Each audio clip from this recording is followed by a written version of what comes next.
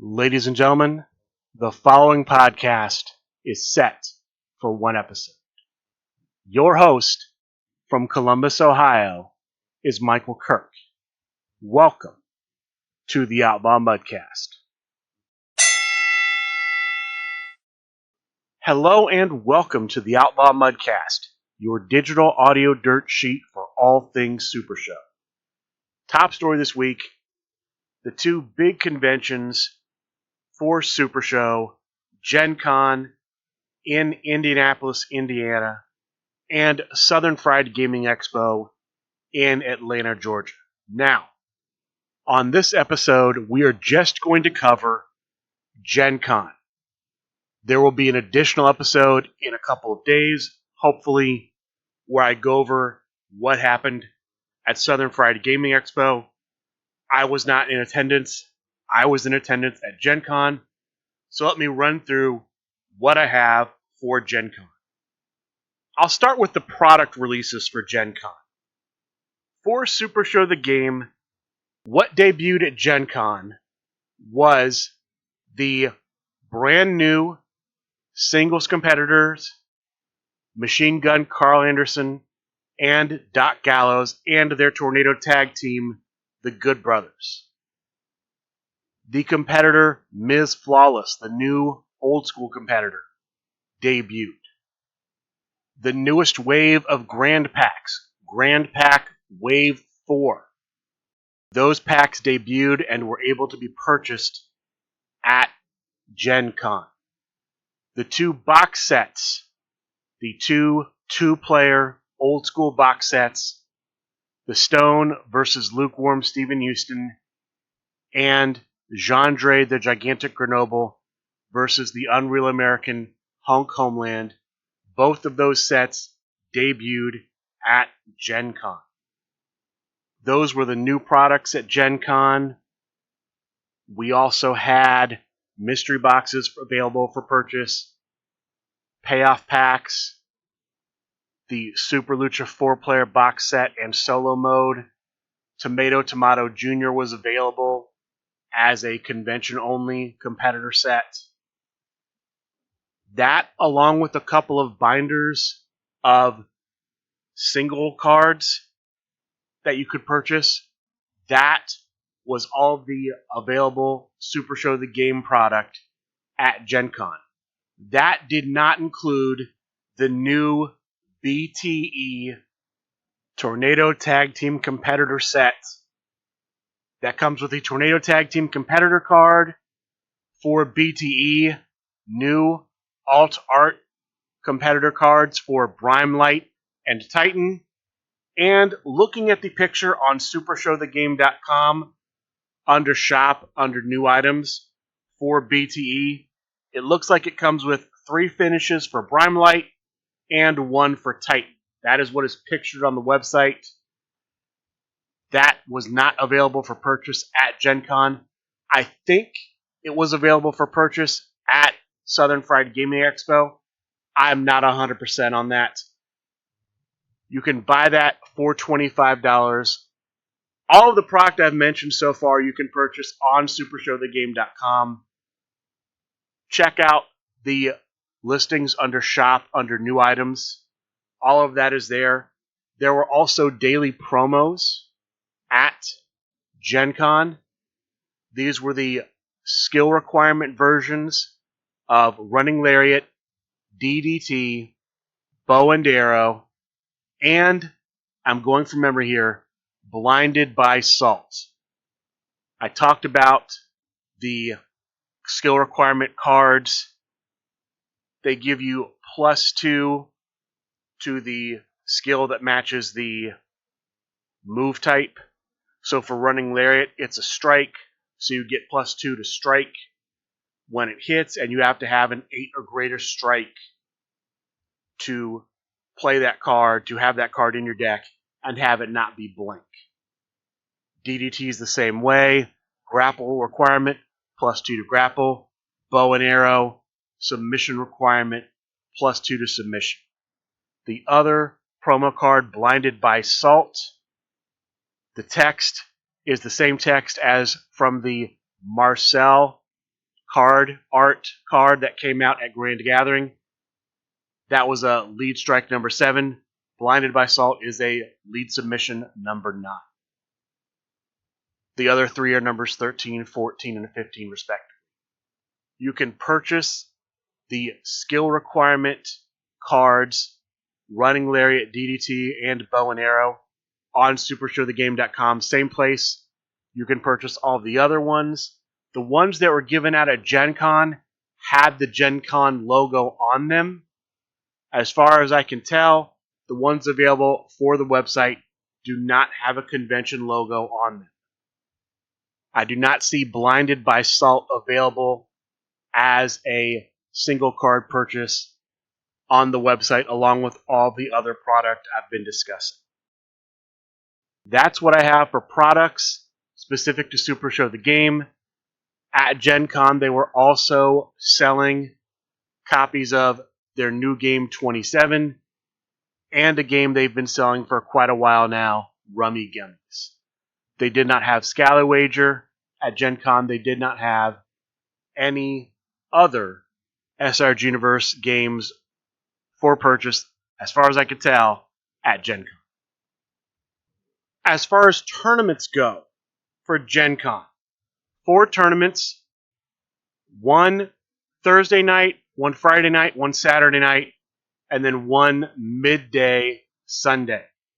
We'll just go through them in order chronologically. I'll start Thursday.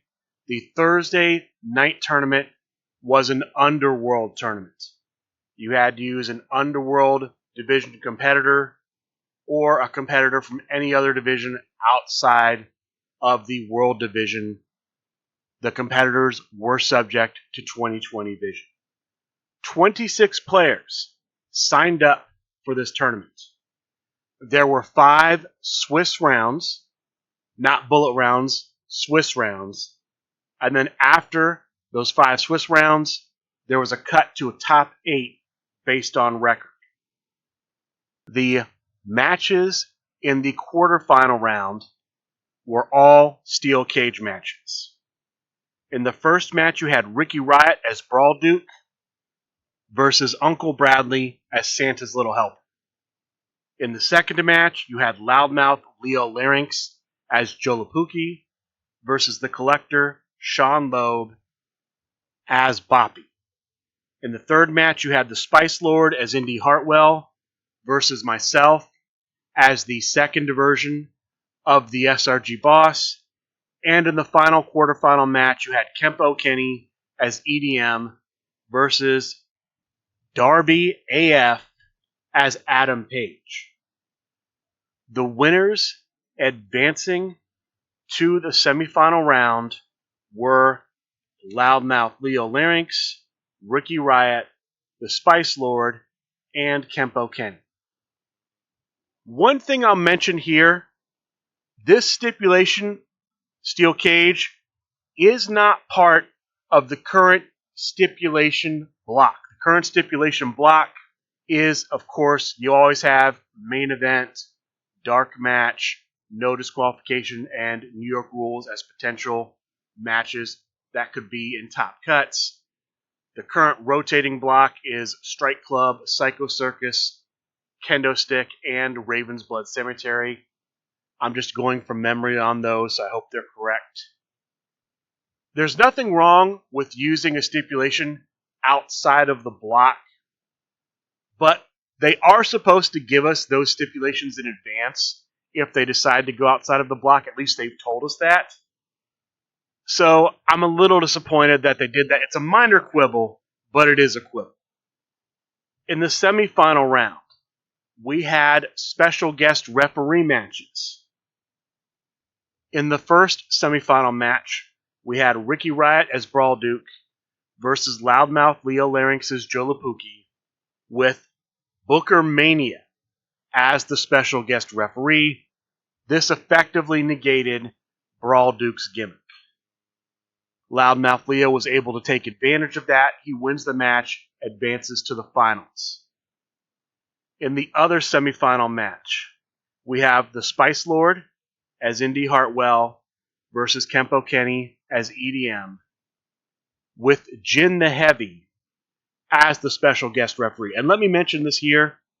When a match has a special guest referee, what that means is that each competitor in the match, so in the case of the Spice Lord versus Kempo Kenny, in addition to having the gimmick for their own competitors, they can also use the gimmick on Jin the Heavy.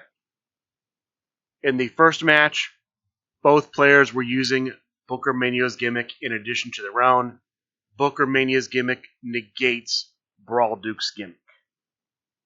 So we have Loudmouth Leo Larynx as Joe Lapuki versus the Spice Lord as Indy Hartwell in a steel cage match in the finals of the Underworld Championship Tournament. This was a relatively short match. It did not go past crowd meter 0.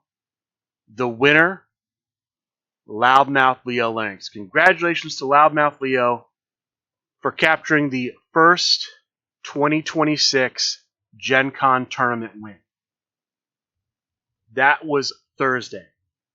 Friday, we had the random tag team event.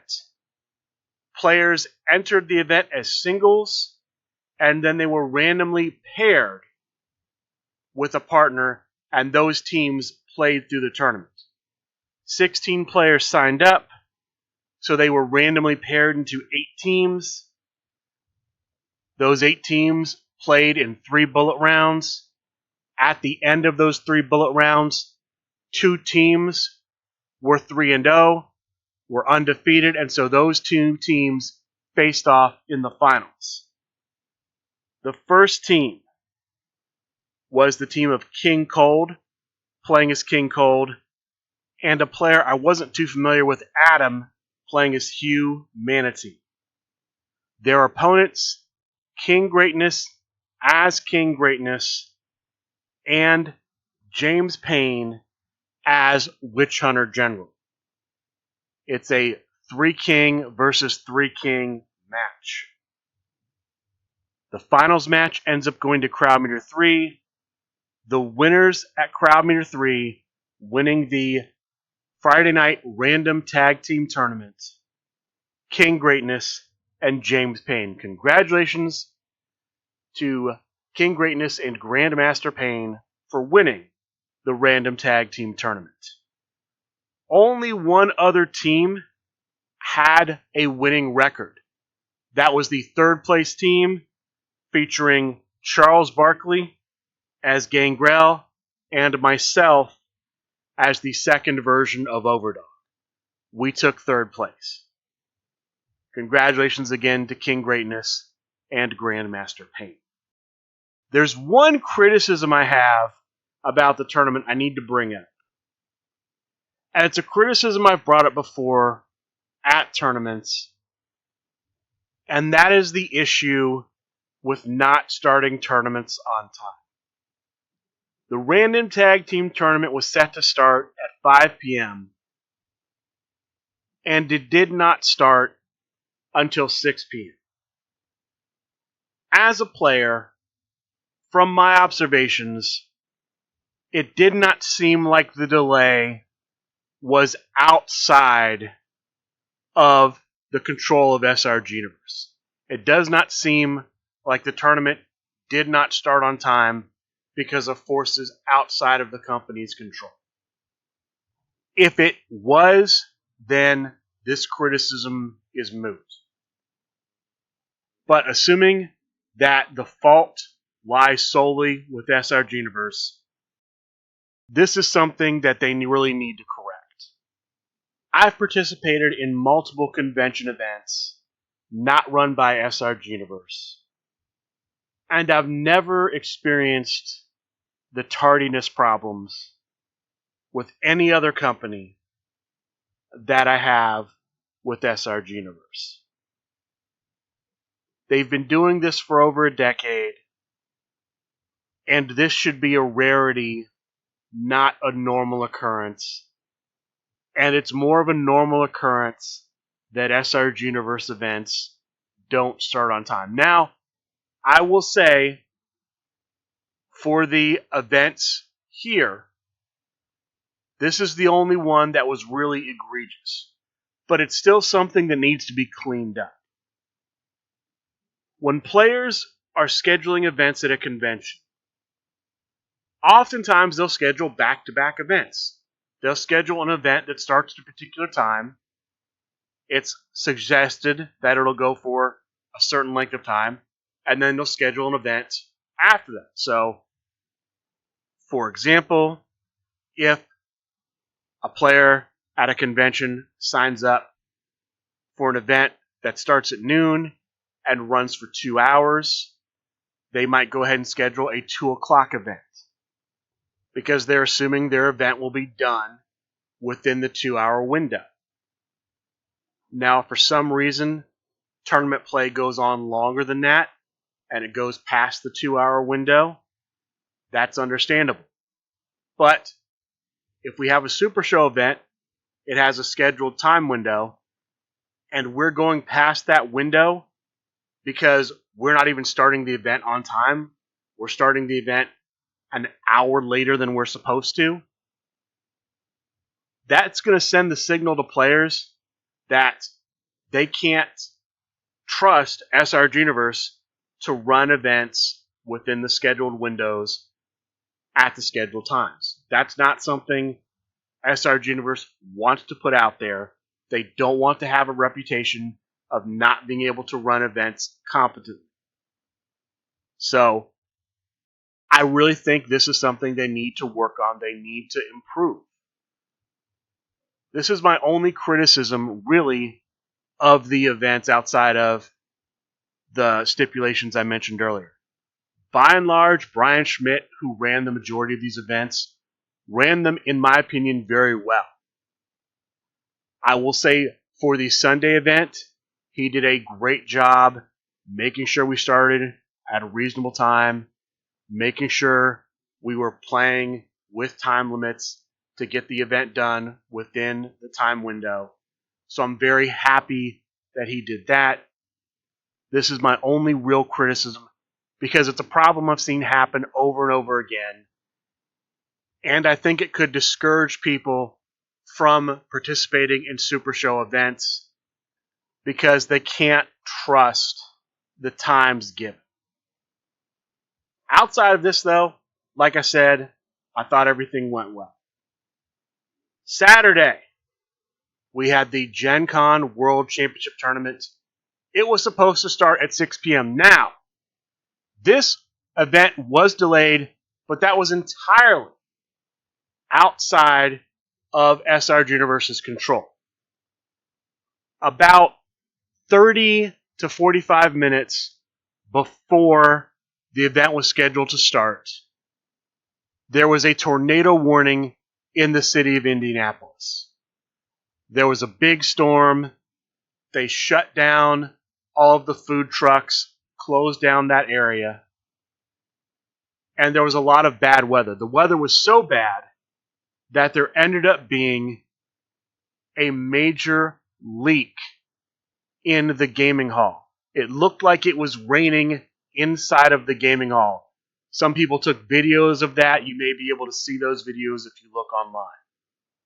Of all the places in the gaming hall where the rain could have fallen, it fell on the area where the Super Show tournament was supposed to happen. We had a rain delay. We had to wait for them to move the tables out of the way, to clean up the water, and then we were able to move the tables back, and we had the event. But we actually had our first Super Show rain delay, breaking history at Gen Con 2026.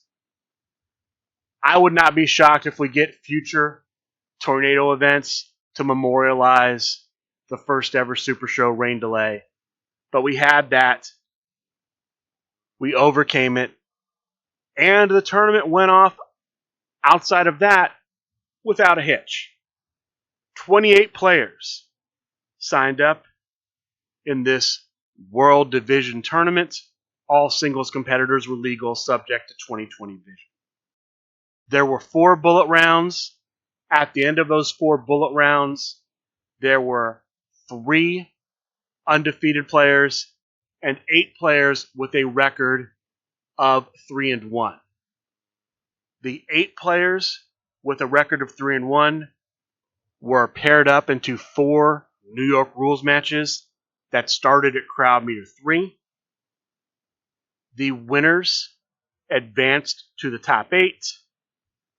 Of the 4 that lost, one of them was chosen to advance to the top 8. Each of the 4 players was assigned a card. General Manager John Calais randomly revealed one of the cards.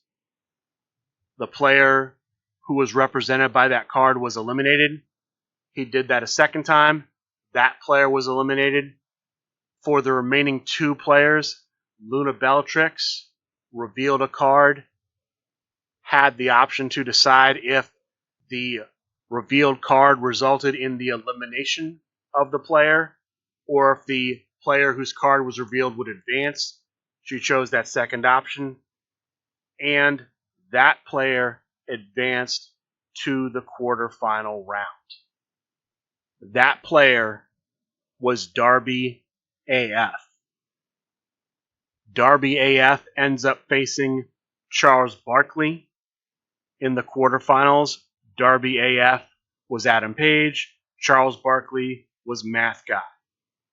In the other 3 quarterfinal matchups, you had Brian, wait for it, Schmidt as Jake Tagas versus King Cold as Damien. You had Loudmouth Leo Larynx as Joe Lapuki versus Pat the Thinker as Amazing Red. And you had Mitchell Frank as Terror Skull, I want to say the second version of Terror Skull, versus King Greatness as King Greatness.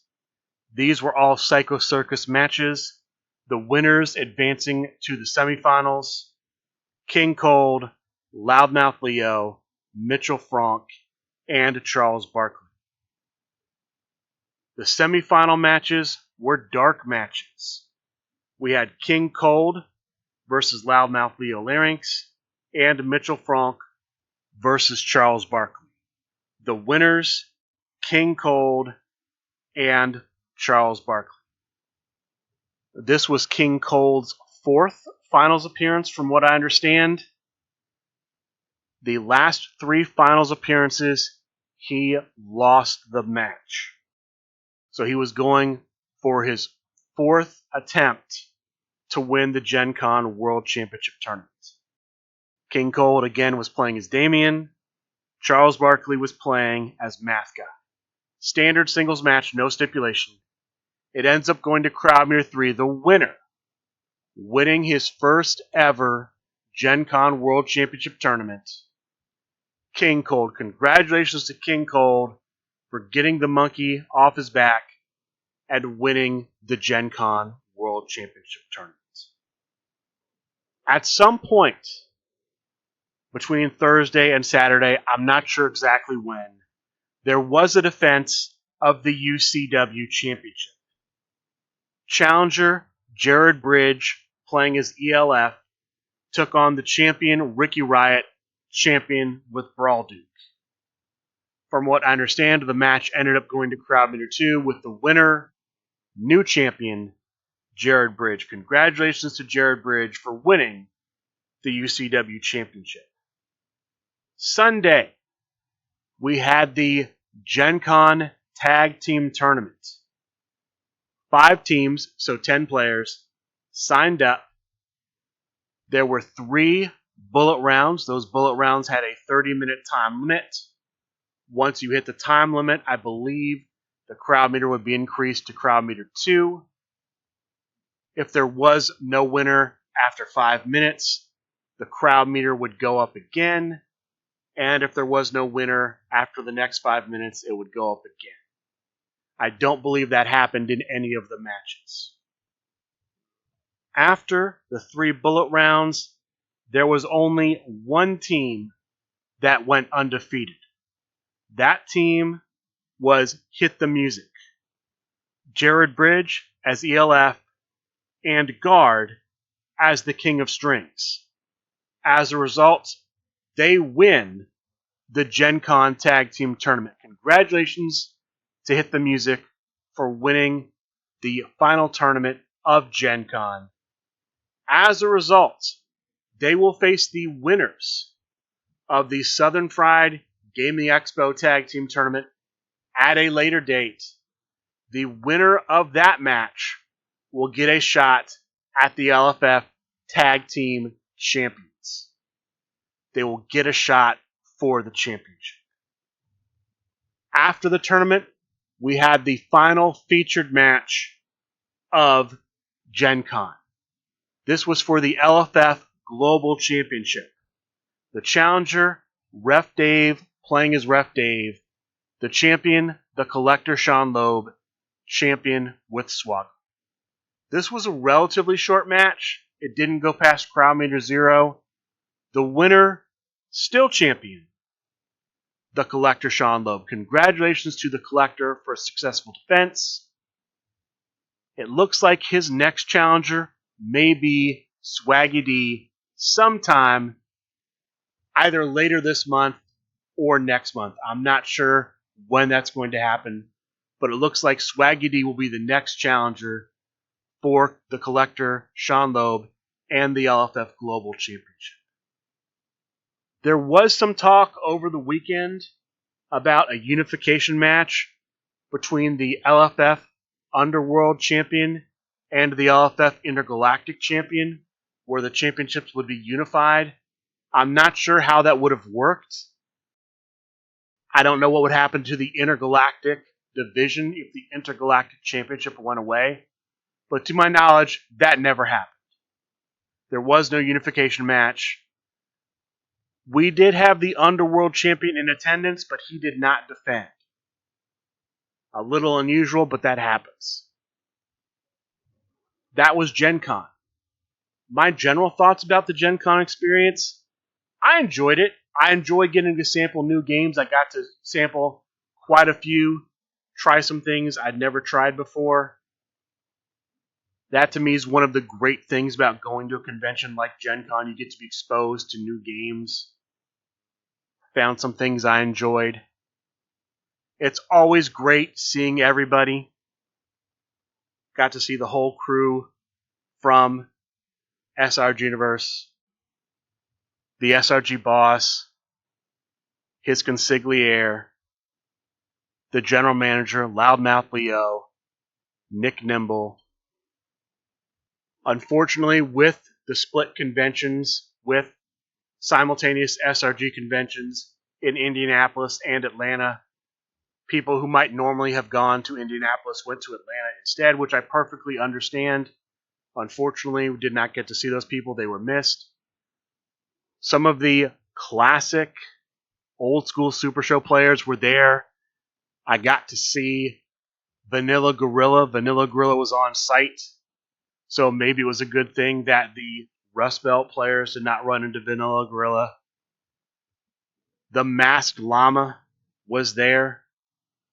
Had not seen the Masked Llama in a long time, so it was great to see him there. There's so many other names of people I could mention. I will say, I miss everybody already. I'm looking forward to the next big tournament, which I believe will be Misomania this October. And then after that, we have PAX Unplugged. Sometime late November, early December. The date at the moment escapes me. That was Gen Con 2026.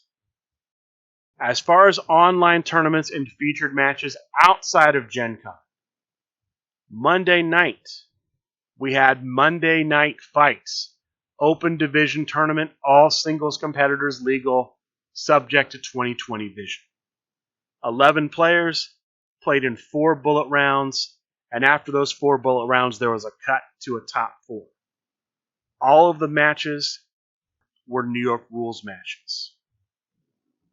The semifinalists were Rowdy Ron as Harrietta, the Bearded Diva, and TVA Commissioner Drew Madsen as La Phoenix. The finals match was between Pride, playing as Robert the Brain Dunn, and Robert the Brain Dunn himself, playing as the Eager Engineer. The winner, Robert the Brain Dunn. Congratulations to Robert the Brain Dunn for using the Eager Engineer and winning Monday Night Fights. We also on Monday night had a defense of the Bluegrass Championship. The challenger, Mr. Cheat, playing as the original version of Zack Sabre Jr. The champion, Mr. A Wonderful, champion with the Ultimate Fighter. The match ends up going to Crowd Meter 2. The winner, still champion, Mr. A Wonderful. Congratulations to Mr. A Wonderful for a successful defense. Saturday night, there was a pop-up hosted by the New York Phenom, the Phenomenal Saturday Night Pop-Up Event. Open division event, 11 players, ended up playing 4 bullet rounds. After those 4 bullet rounds, they cut to a top 4. In the semifinal round, all of the matches were New York rules matches. The finals match, and I believe the third place match, were Strike Club matches. Your top 4 were, in 4th place, playing as the second version of EC3, Sam Stanton. In 3rd place, playing as the Mad One, Pride. In 2nd place, playing as Franklin Turtle Clark himself, and the winner of the Phenomenal Saturday Night Pop-Up, playing as RVD, the Centipede. Congratulations to the Centipede for winning the Saturday night event. As far as what's coming up for next week, I am not sure if there's going to be a Monday night tournament. We'll have to see. I do expect we'll have Dojos Tuesday night, twitch.tv/SRGUniverse. We should have Talk of the Universe Wednesday night. I'm pretty sure that we will have on Thursday midday Expanding the Universe and some sort of Thursday night tournaments. I think we will have Big Picture Premium programming this week, likely Stacked Card on Wednesday. Watch the SRG Super Show discussion group on Facebook. Watch SupershowTheGame.com and watch the Twitch channels for SRG Universe and Big Picture Premium if you're interested in any of the shows or events. If those shows or events end up happening, those 3 places are where you will find out the information to confirm that they're happening. Outside of those shows and events, I am still planning on, and you should still expect within the next couple of days, there will be a supplemental episode of the Outlaw Mudcast covering Southern Fried Gaming Expo. With that being said, that is going to do it for this week's main episode of the Outlaw Mudcast. I would like to thank all of you for listening, and good day.